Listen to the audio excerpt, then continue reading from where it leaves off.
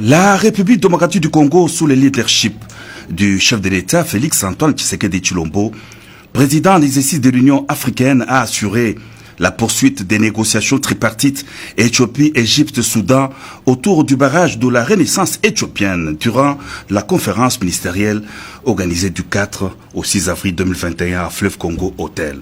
La cérémonie d'ouverture des assises a été présidée par le chef de l'État qui a salué la présence à Kinshasa des représentants de ces trois pays et du président de la Commission de l'Union africaine venus tous participer à cette conférence dans l'intérêt supérieur de la recherche de la paix, conformément aux principes de l'Union africaine à des problèmes africains, des solutions africaines. Les travaux ont été conduits par la ministre d'État, ministre des Affaires étrangères, Marie Toumba Zeza. La conférence de Kinshasa aura constitué un pas dans les longues négociations autour de l'épineuse question de remplissage des eaux du barrage de la Renaissance éthiopienne. Les participants aux assises l'ont reconnu. Dans les communiqués conjoints, ils ont notamment exprimé leur profonde gratitude au leadership du chef de l'État, Félix-Antoine Tshisekedi Tshilombo, et remercié le peuple congolais de son hospitalité. À marge de cette rencontre, le président de la République a reçu tour à tour les participants aux négociations tripartites Éthiopie, Égypte, Soudan et le représentant du président de la Commission de l'Union africaine.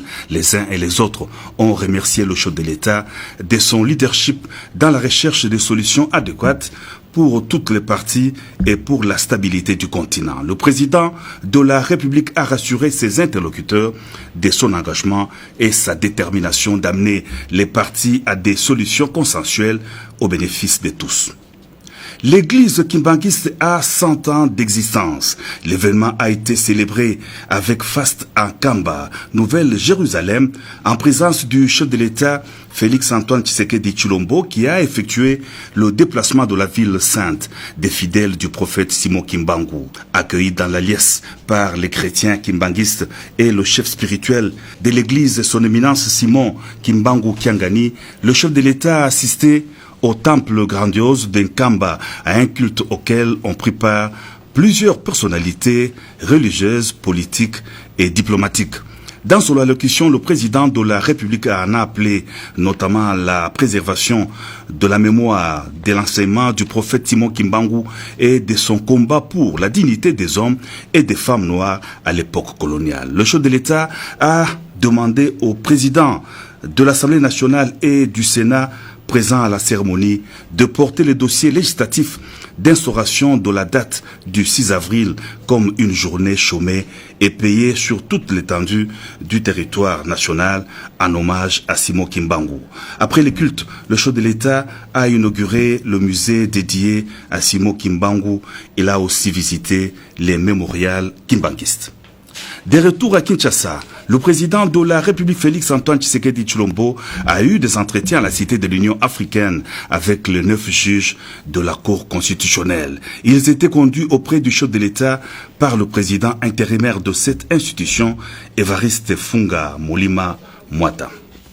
Le championnat interscolaire au niveau international, bientôt une réalité. Le président de la République s'est entretenu avec une forte délégation composée du secrétaire général de la Fédération internationale de football, association, du président de la Confédération africaine de football, du ministre sortant des sports et du président de la Fédération congolaise de football, en présence du directeur de cabinet du chef de l'État, Guilain Nyembo, dans le cadre de la concrétisation du projet pilote du football scolaire. Il venait de signer la convention d'application du mémorandum d'entente de coopération sur la mise en place du partenariat pour le soutien au projet pilote du championnat du football scolaire. Le groupe Rockefeller de renommée mondiale est disposé à accompagner le président de la République, Félix-Antoine Tshisekedi Tshilombo, dans ses projets de développement de la RDC. Reçu à la Cité de l'Union africaine par le chef de l'État, une délégation de Rockefeller Holding est venue présenter les disponibilités du groupe d'investir dans des projets de développement communautaire, les domaines de l'agriculture et des mines notamment. La République démocratique du Congo organisera du 19 au 28 août 2022 les 9e Jeux de la francophonie. Déjà à Kinshasa, les préparatifs vont bon train. Le président de la République, Félix-Antoine Tshisekedi Tshilombo, a procédé au lancement des travaux d'aménagement et de réhabilitation des infrastructures. Au stade Tata Raphaël, il sera construit un gymnase et un village de jeux. Parmi les autres sites choisis figurent le stade de Martyrs, l'échangeur de Limité et l'espace Fikine. Le chef de l'État, Félix-Antoine Tshisekedi Tshilombo, est invité à l'investiture du président de la République du Congo, Denis Sassou Nguesso, réélu à la magistrature suprême lors de la dernière élection présidentielle. Le président de la République a reçu des mains de l'ambassadeur de la RDC à Brazzaville, Christophe Muzungu, l'invitation de son homologue du Congo en rapport avec la cérémonie d'investiture le vendredi 16 avril 2021 à Brazzaville.